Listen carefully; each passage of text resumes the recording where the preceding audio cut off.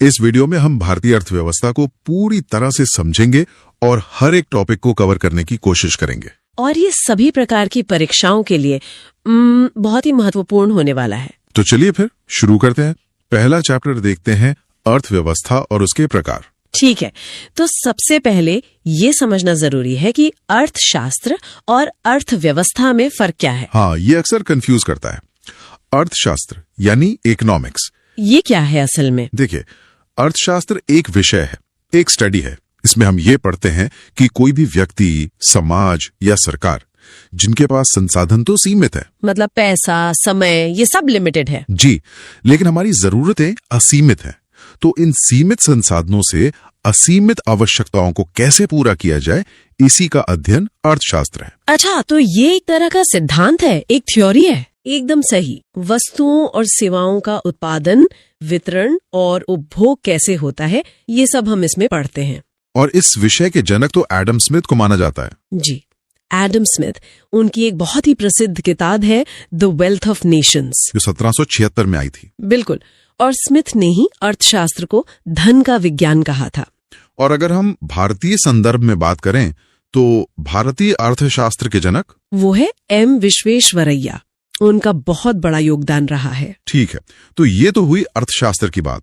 अब इसे समझने के लिए इसे कुछ हिस्सों में बांटा भी गया है ना? हाँ, रैगनर फ्रिश ने इसे 2 मुख्य भागों में बांटा था, माइक्रो और मैक्रो। जी, व्यष्टि अर्थशास्त्र और समष्टि अर्थशास्त्र। व्यष्टि मतलब माइक्रो इकोनॉमिक्स। हाँ, इसे सूक्ष्म अर्थशास्त्र भी कहते हैं। इसके जनक भी एडम स्मिथ ही माने जाते हैं। और इसमें क्या पढ़ते हैं? इसमें हम अर्थव्यवस्था की किसी एक इकाई, मतलब एक यूनिट को स्टडी करते हैं, जैसे कोई एक उद्योग, एक फर्म या एक उपभोक्ता का व्यवहार। अच्छा, मतलब जूम इन करके देखना। बिल्कुल। और दूसरा है समष्टि अर्थशास्त्र यानी मैक्रो इकोनॉमिक्स, जिसे बृहद अर्थशास्त्र भी कहते हैं। हाँ, इसके जनक जेएम कीन्स को माना जाता है। इसमें हम पूरी अर्थव्यवस्था को एक साथ देखते हैं, बड़े पैमाने पर। जी, जैसे देश की राष्ट्रीय आय, सरकार का बजट, गरीबी, बेरोजगारी, ये सारे बड़े मुद्दे मैक्रो इकोनॉमिक्स में आते हैं। तो ये तो हुई अर्थशास्त्र की बात। अब आते हैं अर्थव्यवस्था यानी इकोनॉमी पर। देखिए, जब हम अर्थशास्त्र के सिद्धांतों को असल जिंदगी में किसी देश में लागू करते हैं तो वो व्यवस्था अर्थव्यवस्था कहलाती है। एकदम सही। जब संसाधनों का उपयोग करके नागरिकों की सामाजिक आर्थिक स्थिति को सुधारने के लिए एक सिस्टम बनाया जाता है, वो अर्थव्यवस्था है। इसीलिए अर्थव्यवस्था शब्द अधूरा है। हाँ, जब तक उसके साथ किसी देश का नाम ना जुड़े, जैसे भारतीय अर्थव्यवस्था, अमेरिकी अर्थव्यवस्था। बहुत बढ़िया। तो अब भारतीय अर्थव्यवस्था को ही समझते हैं। इसे समझने के लिए इसे अलग अलग क्षेत्रों में बांटा जाता है ना? जी, सेक्टर्स में। सबसे आम वर्गीकरण है आर्थिक क्रियाओं के आधार पर। पहला है प्राथमिक क्षेत्र यानी प्राइमरी सेक्टर। ये वो क्षेत्र है जहां प्राकृतिक संसाधनों का सीधा इस्तेमाल होता है, जैसे कृषि, मत्स्य पालन, पशुपालन, खनन, ये सब। इसे अर्थव्यवस्था की रीढ़ की हड्डी भी कहा जाता है। और क्यों? क्योंकि आज भी हमारी लगभग 50% आबादी रोजगार के लिए इसी पर निर्भर है। लेकिन जीडीपी में इसका योगदान तो सबसे कम है, शायद 16% के आसपास। जी, और यही एक बड़ी चुनौती है। सबसे ज्यादा लोग लगे हैं पर कमाई सबसे कम है। ठीक है, फिर आता है द्वितीय क्षेत्र, सेकेंडरी सेक्टर। इसमें कारखानों और उद्योगों को शामिल किया जाता है, मतलब निर्माण और विनिर्माण, मैन्युफैक्चरिंग एंड कंस्ट्रक्शन। हाँ, जैसे प्राथमिक क्षेत्र से गेहूं मिला तो उसे आटा चक्की में पीसकर आटा बनाना, ये द्वितीय क्षेत्र का काम है। गन्ना मिल, फैक्ट्री, ये सब इसी में आएंगे। बिल्कुल। और जीडीपी में इसका योगदान करीब 30% है। और फिर तीसरा और सबसे बड़ा क्षेत्र, तृतीय क्षेत्र, टर्शरी सेक्टर, जिसे हम सेवा क्षेत्र या सर्विस सेक्टर भी कहते हैं। इसमें तो बहुत कुछ आता होगा। जी, इसमें कोई सामान नहीं बनता बल्कि सेवाएं दी जाती हैं, जैसे नौकरी, परिवहन, हॉस्पिटल, बैंक, शिक्षा, कम्युनिकेशन, ये सब। हाँ, और जीडीपी में सबसे ज्यादा लगभग 54% योगदान इसी क्षेत्र का है। आजकल 2 और क्षेत्रों की बात होती है, चतुर्थ और पंचम। हाँ, ये असल में तृतीय क्षेत्र के ही और एडवांस्ड रूप है। चतुर्थ क्षेत्र मतलब क्वाटरनरी सेक्टर ज्ञान पर आधारित है, जैसे आईटी, रिसर्च एंड डेवलपमेंट। बिल्कुल। और पंचम क्षेत्र यानी क्वीनरी सेक्टर में वो लोग आते हैं जो उच्चतम स्तर पर निर्णय लेते हैं। जैसे किसी कंपनी के सीईओ या सरकार के बड़े अधिकारी। एकदम सही, जो नीतियां बनाते हैं। ये तो हुआ काम के आधार पर। एक और वर्गीकरण है कार्य की शर्तों के आधार पर, संगठित और असंगठित। ऑर्गेनाइज्ड और अनऑर्गेनाइज्ड, ये भारत के लिए बहुत महत्वपूर्ण है। संगठित क्षेत्र वो है जहां नौकरी की शर्तें, समय, वेतन सब कुछ तय होता है। जैसे सरकारी नौकरी या किसी बड़ी कंपनी में जॉब। जी, टाटा, बिरला जैसी कंपनियां। और असंगठित, इसमें कुछ भी निश्चित नहीं होता, न वेतन, न समय, न छुट्टी। जैसे प्राइवेट नौकरी या कृषि में काम करने वाले मजदूर, दुकानदार। हाँ, और भारत की ज्यादातर आबादी इसी क्षेत्र में काम करती है। ठीक है। एक और आधार है स्वामित्व यानी ओनरशिप। जी, इसके आधार पर 4 तरह के क्षेत्र हैं।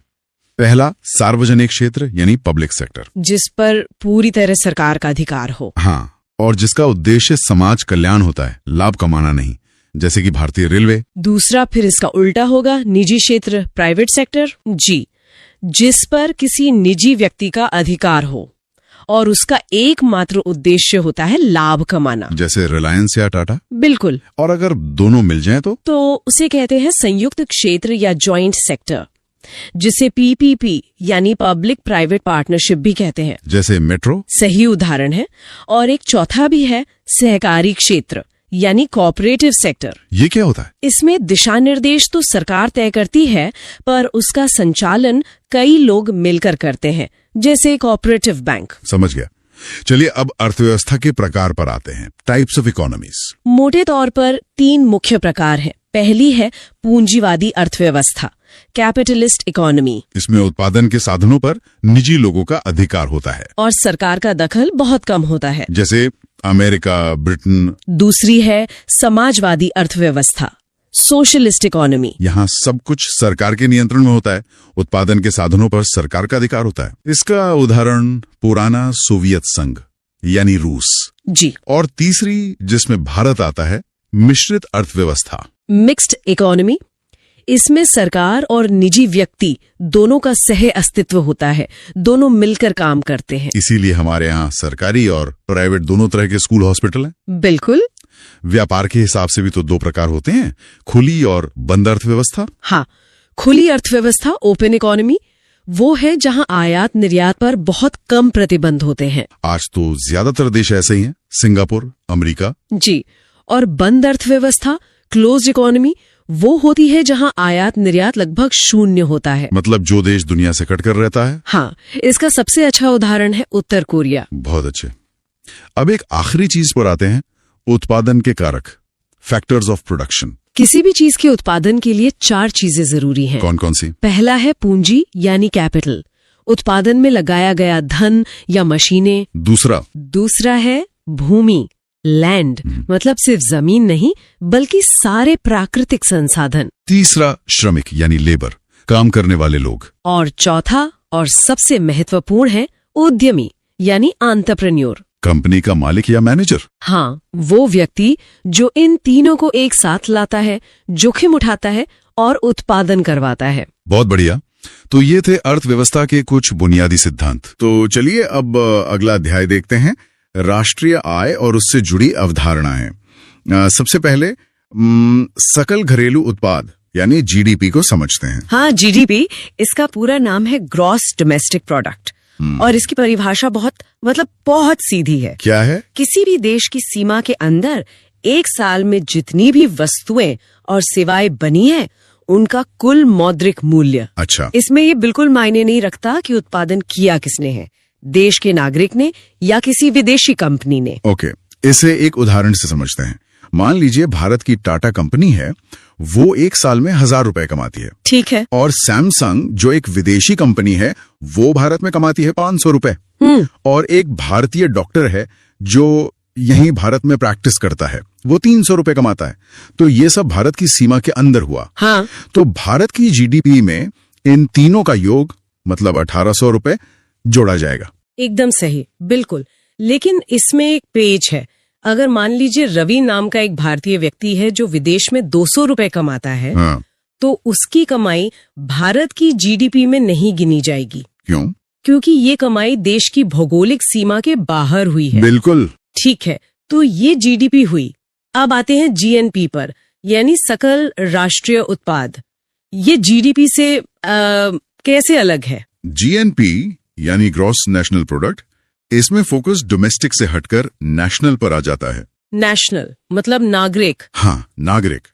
इसमें सिर्फ देश के नागरिकों द्वारा की गई कमाई को जोड़ा जाता है, चाहे उन्होंने ये कमाई देश के अंदर की हो या विदेश में। अच्छा, यहाँ राष्ट्रीयता महत्वपूर्ण है, भौगोलिक सीमा नहीं। तो अगर हम पिछले उदाहरण पर ही वापस जाएं, तो जीएनपी में टाटा की कमाई यानी 1000 रुपए, हाँ, और भारतीय डॉक्टर की कमाई 300 रुपए, ये दोनों जुड़ेंगी। हाँ, ये दोनों जुड़ेंगी। और रवि की कमाई जो उसने विदेश में की 200 रुपए, वो भी जुड़ेंगे, क्योंकि वो भारतीय नागरिक है। लेकिन सैमसंग की कमाई शामिल नहीं होगी। नहीं होगी, क्योंकि वो एक विदेशी कंपनी है। तो जीएनपी होगी 1500 रुपए। इसका एक बहुत जरूरी फॉर्मूला है जो अक्सर परीक्षाओं में पूछा जाता है। GNP equal to GDP plus x y. X y, यहाँ एक्स और वाई क्या है? यहाँ एक्स का मतलब है भारतीयों द्वारा विदेश में अर्जित आय। अच्छा। और वाई का मतलब है विदेशियों द्वारा भारत में अर्जित आय। अच्छा, इस फॉर्मूले के तो कुछ दिलचस्प पहलू भी लग रहे हैं, जैसे अगर एक्स और वाई बराबर हों तो उसे संतुलित अर्थव्यवस्था कहते हैं। और अगर एक्स वाई से ज्यादा हो, मतलब भारतीय बाहर से ज्यादा कमा कर ला रहे हैं, तो ये तो लाभ की स्थिति हुई। हाँ, इसे लाभ की स्थिति माना जाता है। और इसके उलट अगर वाई एक्स से ज्यादा हो तो उसे हानि कहते हैं। और एक बंद अर्थव्यवस्था की भी बात होती है, वो क्या है? वो एक खास स्थिति है जब एक्स और वाई दोनों शून्य हो, मतलब कोई भी देश से बाहर कमाने नहीं जा रहा और ना ही कोई बाहर से यहाँ कमाने आ रहा है, जो आज की दुनिया में मुमकिन नहीं है। नहीं, बिल्कुल नहीं। समझने के लिए मूल्य ह्रास यानी डिप्रिसिएशन को समझना बहुत जरूरी है। डिप्रिसिएशन मतलब किसी चीज की कीमत में समय के साथ होने वाली कमी। हाँ, बिल्कुल। समय के साथ किसी भी वस्तु के मूल्य में जो कमी आती है उसे ही मूल्य ह्रास कहते हैं। जैसे अगर आज 1 लाख रुपए की बाइक खरीदी तो 5 साल बाद उसकी कीमत कम हो जाएगी। मान लीजिए वो 30,000 रुपए में बिकती है, तो वो जो 70,000 रुपए का अंतर है वही मूल्य ह्रास हुआ। एकदम सही। तो जब हम जीएनपी में से इस मूल्य ह्रास को घटा देते हैं तो हमें मिलता है एनएनपी यानी नेट नेशनल प्रोडक्ट। अच्छा। और ये किसी भी देश की सबसे शुद्ध आय मानी जाती है। और इसी तरह जीडीपी में से मूल्य ह्रास घटाने पर एनडीपी मिलेगा। हाँ, नेट डोमेस्टिक प्रोडक्ट। ये तो स्पष्ट हुआ। अब एक और महत्वपूर्ण विषय पर आते हैं, फैक्टर कॉस्ट और मार्केट प्राइस। ये क्या है? देखिए, किसी भी वस्तु के 2 मूल्य होते हैं। पहला फैक्टर कॉस्ट, मतलब उसे बनाने में लगा कुल खर्च। हाँ, और दूसरा है एमआरपी या मार्केट प्राइस, यानी वो कीमत